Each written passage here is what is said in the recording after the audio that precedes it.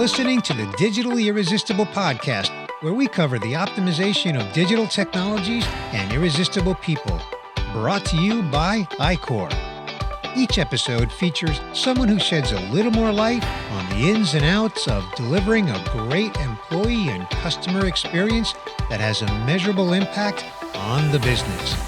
And now, here's today's guest. Welcome to another episode of the Digitally Irresistible Podcast. I'm your host, Bernie Borges. Today's guest is Adam Toporek. Welcome, Adam. Hey, Bernie, how are you? Doing great. Thanks so much for joining me today. Thanks for having me. Yeah. You know, Adam, you are a third-generation entrepreneur. You're a sought-after CX keynote speaker. You're a consultant to many brands, helping them improve their customer experience. And you're also recognized as one of the top customer experience thought leaders with many media appearances, including Forbes, Entrepreneur, AMA, and many other media outlets. On this episode, Adam, I want to discuss with you your three-part framework for CX leaders to lead high-performing customer service teams. But first, before we get to that, let's begin with your backstory. Tell us your backstory. How did you get to where you are today? Oh, well, thanks, Bernie. Yeah, I'm actually a third generation entrepreneur. So customer service, customer experience is in my blood. My grandfather owned a Main Street shoe store. My mother owned a retail children's clothing store. And my father owned a wholesale music distributorship, accessories, instruments, that type of thing. And I learned to be customer centric before it was even a phrase. I grew up, my parents were very customer centric. They really focused on the customer. I remember once in our warehouse, so we had a warehouse where we would ship to retailers. I was on the line packing boxes. I might have been 13 or 14, and I was just throwing stuff in there. And my father came by and said, that's the first impression that our customer is going to get of their order. It's important you pack it. He showed me how to pack it, how to make it look neat. And I just grew up having those lessons. And later on in life, when I opened my own businesses, went on to get an MBA, it just really drove that sort of client focus throughout my life. And now I, am a trainer and keynote speaker and help other organizations with their customer experience. So you got exposed to the importance of customer experience before customer experience was even a thing in your background. Exactly. That is awesome. That's great. Well, before we get into your three-part framework that you call the 3E framework, let's begin with just at a high level. Adam, what is your advice to leaders in post-pandemic times for leading CX teams to achieve high-performing levels? The first thing, and it seems sort of fundamental, is leaders need to not forget their teams. There's so much talk right now and in the past few years, particularly about technology and about chat and all of these things and AI and all of these different shiny new objects, all of which are important, all of which are crucial to the experience. But it's really easy to forget about those and to focus on those and to forget about our teams. And one of the things that I think defines every great customer experience company is the quality of their team. In the end, our businesses, our organizations are led and run by human beings. And we can talk about this in a little bit, but as we do push more digitally, as we have greater digital integration, one of the things that's happening is that the human parts of the experience are becoming more important. And I think it's incumbent upon leaders, particularly post-pandemic, particularly in the wake of the Great Resignation and now the rebound from the Great Resignation, to really focus on CX leadership and to make sure that they are providing the correct examples and the correct environment for their teams. Put your contact center in the cloud with iCore. We help brands reimagine their customer journey by deploying digital technology that provides personalization and automation where it matters most, building a scalable customer experience that streamlines every customer touchpoint into a single platform. Smile with iCore. Learn more at iCore.com.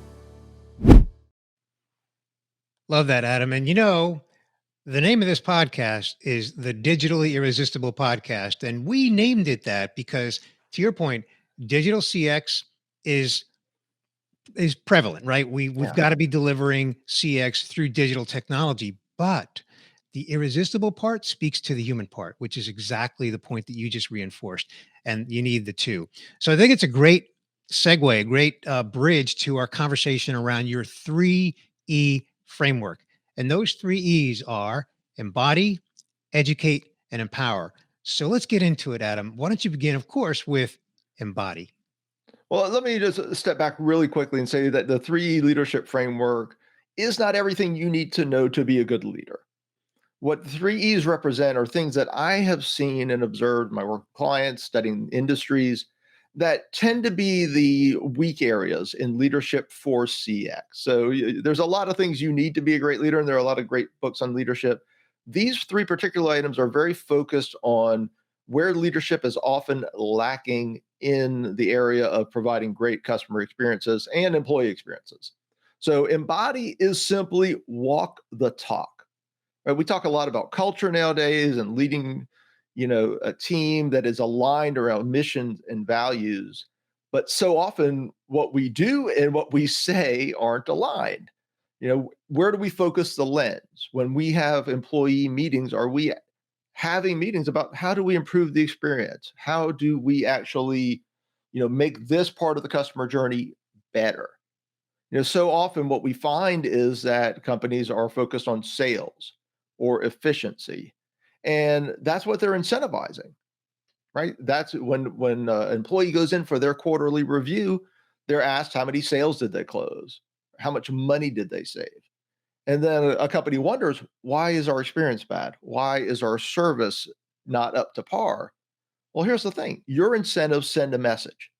They tell your team where your real priorities are. So it's not all about incentives, but it is about understanding the alignment of your messaging. Does that make sense?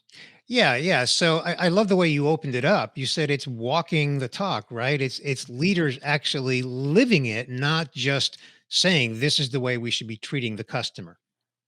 Well, exactly. And that, it's we've all seen the companies, right? We've actually been in the lobby of a company that's got the poster on the wall that says, we love our customers while we're having the worst experience of our lives, right? It's real easy to have the t-shirts. It's really easy to say we love our customers. It's really easy to have a customer day. Culture is hard. Culture and having a customer-centric culture is an ongoing process, and it's an ongoing process of focusing on alignment, of making sure that we're messaging correctly. I had a client once. And they came to me and they had a very sales-driven culture and commission-based, and they're like, "Hey," I get a lot, "Adam, help us fix our customer service," right? And they're like, "Well, we're great at sales, but our service is terrible." And so I dug in. They were just like, well, "How much is training and all that?" I was like, "Well, let me ask you some questions." And I asked them, what's the team incentivized for? What are you talking about in your quarterly reviews? What are the huddles like? And it was all sales, sales, sales, sales. Hmm. And so I asked them what they already know intuitively. I said, "What's a retained customer worth?" Now, I won't mention the company or the industry. And they didn't have like a formal customer lifetime value number, but they had a decent back of the napkin idea of what that customer was worth. And of course, as in most industries, a retained customer was worth much more than a new customer. Hmm. I was like, well, we've got to get this across, and we've got to align what you're doing, what you're focusing on, to make sure that retention is at least as important, if not more important, that experience and service are as least as important, if not more important, than sales. So before even getting to the training, we had to work on a cultural piece and talk about the cultural piece and embodying, making sure that they were actually focusing on and prioritizing and demonstrating, that these things are priorities to their team. Yeah, I think the other thing that really resonates for me, Adam, on the embody E, is that it is at the leadership level. It's not just about leadership. How do you train thinking? How do you train the frontline people to deliver great CX? But how do I, as a leader, lead them so that they want to be great frontline customer experience professionals? Exactly. I mean, if to some degree, our teams are like children. I'm not saying our teams are children. I'm just saying it's the same thing, right? Do as I say, not as I do. When your parents said that to you, it doesn't work. It certainly doesn't work with adults, right? I mean, if we see your priorities are here, your priorities are, boosting the numbers for quarterly results and not long-term investment or long-term focus on customer experience, you know, we as a team are going to take that away. And part of that investment, part of that focus is actually leads us to that second E, which is educate. Because one of the ways you can show that you've embodied that we are a customer centric culture is to give your teams the tools they need to serve customers. And that's how we get to educate, right? If you look at the training most companies do, and obviously there are a lot of great customer experience companies, but one of the great flaws in training is they get operational training, right? Here's the manual, here's where the cash wrap is, here's how to put in the TPS reports, dating myself with that reference. And they don't get the soft skills training. They don't get the service training. There's an assumption many times that, if we hire somebody, hire the smile, right? Train the skills. Well, they do the hire the smile part, but they don't train the skills often. And what we know about human psychology now, what we know about how customer emotion works and how our own emotions work, is that we as human beings are not designed to get yelled at, cussed at, screamed at, and go, "Thank you, ma'am. How can I help you with that?" Yep. Right? So teams need that training, particularly when you speak about frontline teams who are often younger and less experienced. Exactly. And the psychological impact effect on the frontline employees when you provide them the education that they need is huge, because then their confidence is boosted, they feel like they've been invested in, and they feel equipped to actually do the job. Exactly, and that's so funny because we did research, and there's some other research that says that 50%, more than 50% of employees want training, and they do feel more invested when they have it. We did our own research because I find if you ask an employee, do you need customer service training? Almost every employee over evaluates their customer service skills, and they think they're pretty good at customer service, or I'm good at customer service. So we changed the question. We asked them, would you want this training on difficult customers? Because everyone struggles there and everyone has trouble. And over two-thirds wanted difficult customer training. So Mm, they want this training. They want to know how to handle these situations. They don't want to feel loss. They don't want to feel all the emotions that come when they're working with a difficult customer. And I think you mentioned digitally irresistible and the machines and the people. And yeah, I do truly believe that we're moving as we expand our digital footprint in almost every industry, right? The digital part of the experience continues to expand. Those human moments are going to be more important. They're going to be more crucial because when the technology is not up to the task for whatever reason, right? We just there are some things we need humans for, right? That just complex questions, complex interactions. Um, those human moments are going to be the things that define the experience more than anything, and we've got to give our teams the tools to be able to do that. And, there's a lot of I think we know a lot of companies that do great training that focus on training. I'll tell you a little micro story real quick. So I have my book, Be Your Customer's Hero. And in that book, I have what I would call a pretty counterintuitive technique. And it's called Let Customers Punch Themselves Out. And what okay. that means, if you had and that expression is from boxing, and it refers to like sitting on the ropes and letting the opponent sort of exhaust themselves. And it's a counterintuitive technique because our natural instinct is to and try to answer the question, try to jump in, try to stop the yelling, try to stop the pain, and give the solution. But it generally doesn't work when somebody's really upset. And after Hero was released, I had a colleague who's actually manages contact centers, very, very highly skilled in customer service. And he said that technique changed so much for me, Adam. Like that one technique was so great. And that's what the point I want to get across to leaders right now is that whatever you know about customer service training from 10, 15 years ago, from when you came through, from when you were at the beginning of your career, customer service training has changed so much Mm, now. There are so many techniques around neuroscience and emotion and psychology that we're using today that is not in your daddy's customer service training, so to speak. And I want to encourage leaders, no matter who they go to for training, to find companies that are teaching these principles, because they can make a world of difference in giving your team that investment and showing that embodiment. Yeah, yeah, I agree. I would think, Adam, that education sort of bleeds over into empowerment, right? Because as you address empowerment, there's a relationship there, right? You've got to educate the frontline people on how you're empowering them. 100%. And they have to have the tools to feel confident, right? So these three E's are in sort of in a perfect order, as you are catching on to. Very good, Bernie. And one of the things we found out is that post-pandemic, frictionless, effortless, or what I call hassle-free experiences are more important than ever. That's part of what the digital growth is, the digital integration, digital transformation is creating, which is this expectation of hassle-free, this expectation of instantaneous. So what is empowerment? Empowerment's giving power for frontline employees, in this case, to resolve customer issues in real time. And that real time is crucial, right? That's the difference between that instant gratification, that expectation of hassle-free, and creating a hassle. Any experience, any service issue that is delayed, that is not solved in the moment, is by definition a hassle. So I consider empowerment, I call it the win-win-win of customer experience. Okay. The employees win because they are able to handle something in real time and not receive, negative emotions, not receive what comes from an angry customer. The customers win, of course, because they're getting resolved in real time. They're having their issue resolved on the spot. They're not having to wait or go through a process. And the company wins, management wins, because is there anything more costly than a customer service issue that continues?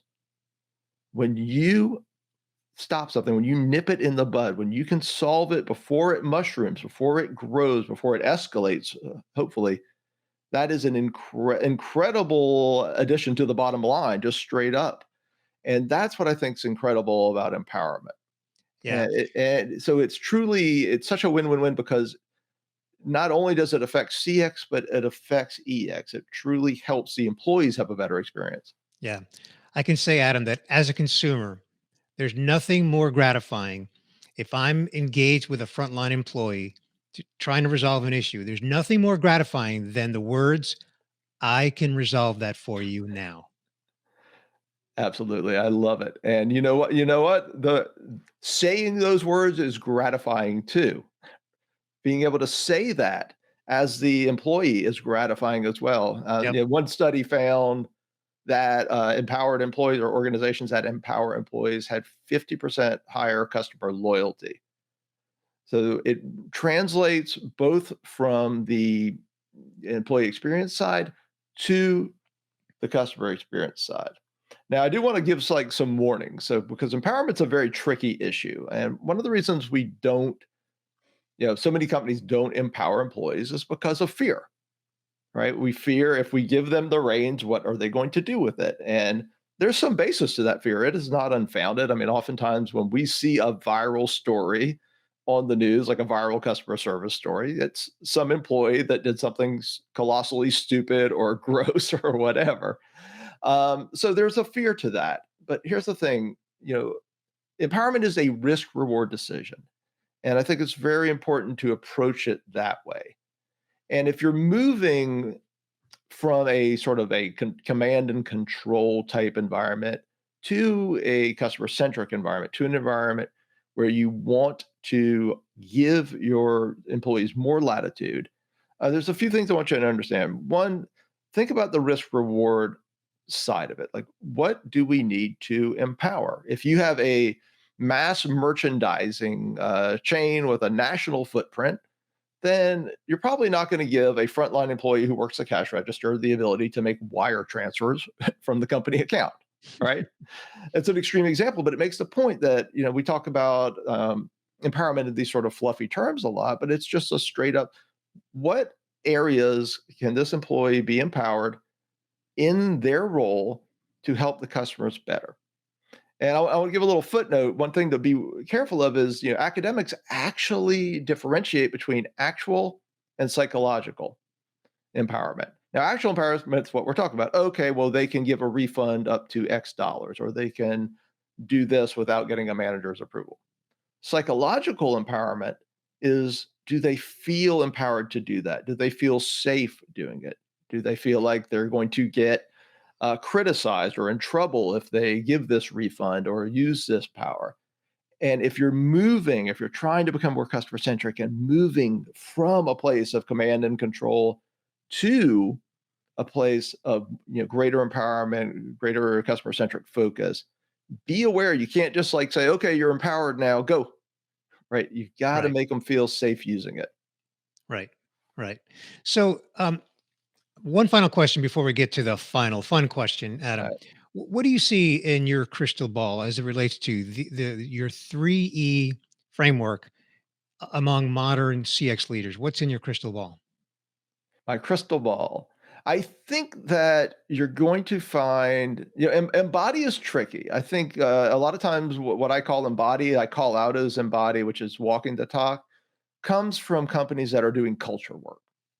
So those companies that are focused on having a customer centric culture, that are focused on putting the customer, literally at the center of their decision making. I think those companies and those leaders, by sort of definition and sort of by the nature of that process, are going to embody what they mean. And they should just always be careful about it. But I think the companies that are waking up to the new world, so to speak, and to that dynamic we talked about, where okay, we have digital and we have this sort of hybrid experience, and maybe the human part is shrinking, but that human part, when it happens, is going to be so crucial. Hmm. I think companies are waking up to that, and I think that trend is going to continue. They're going to realize that customer service is going to become a more highly skilled job, and they're going to have to focus on training, better training, more specific training, more relevant, job relevant training.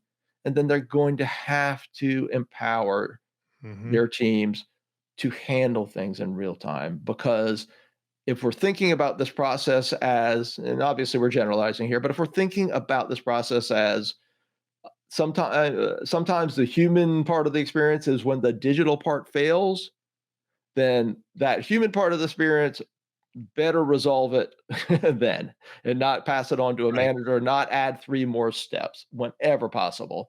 So I hope that companies really are going to be investing more in both of those last 2 E's. Yeah. I think your crystal ball makes a ton of sense. So thank you for sharing that. So, Adam, before we get to the fun question, I do want to ask you, if someone listening or watching wants to connect with you, what are some easy ways digitally for them to connect with you? And we'll flash them across the screen for those that are watching on video. Okay, wonderful. Well, first of all, home base is customersthatstick.com. So customersthatstick.com. So that's home base. That's our website. I'm also on LinkedIn, so feel free to connect with me there. And my business Instagram is Adam Toporek CX. Very important to put the CX at the end. So Adam Toporek CX. And I love connecting with people. If you have questions or anything to say about the episode, I'd love to talk with you. So feel free to reach Great. out.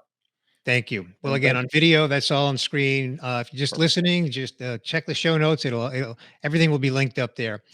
Adam, we get to our final fun question, and I call it the fun question because that's what it is. We want to know here on the Digitally Irresistible Podcast, when you're not working, what do you like to do for fun?